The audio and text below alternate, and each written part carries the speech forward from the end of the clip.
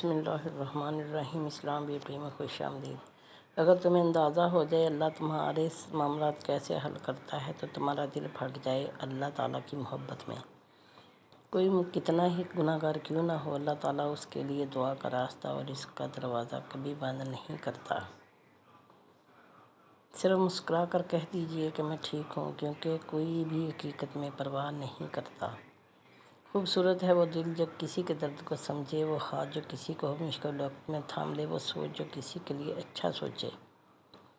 مسلسل اہمیت دینے کے باوجود بھی اگر رشتے بے قدرے اور بدمزاج رہیں تو کوئی ملامت نہیں، تب رہنے کی بہترین جگہ حدود ہے۔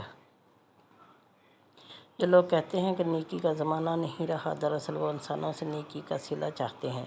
جو اللہ کی رضا کے لیے اچھا کرتے ہیں، ان کے لیے ہر زمانہ ہی نیکی کا ہوتا ہے۔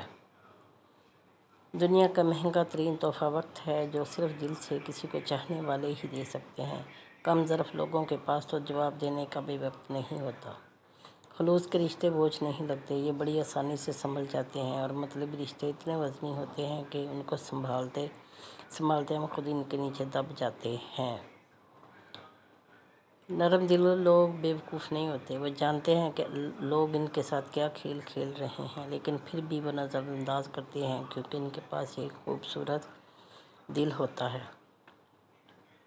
تخت یا کرسی کا لالچ ایک بار دل میں سرایت کر جائے تو سمجھو اندھے کنویں میں دھکیل دیا کسی نے۔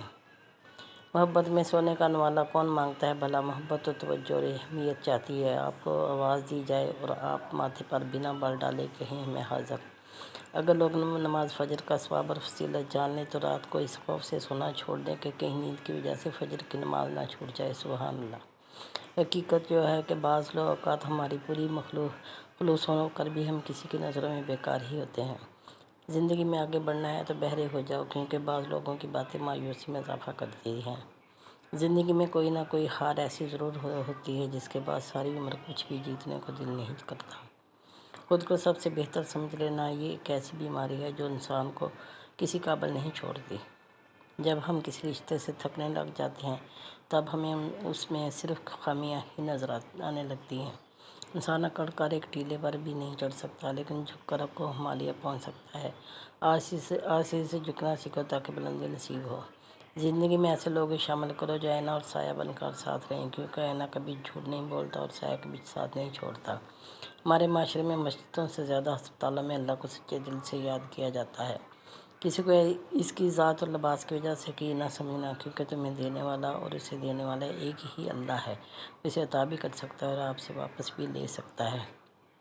اگر آپ کے اندر وہ آواز موجود ہے جو پکار کر آپ کو بتاتی ہے کہ یہ چیز حلال ہے اور یہ حرام ہے، تو اللہ کا شکر ادا کریں کہ آپ کا دل ابھی زندہ ہے۔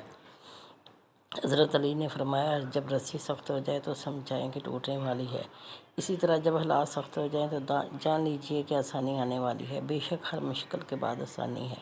میرے پیارے بہن بھائیو، اگر ویڈیو پسند آئی ہو تو لائک اور شیئر کیجیے اور چینل کو سبسکرائب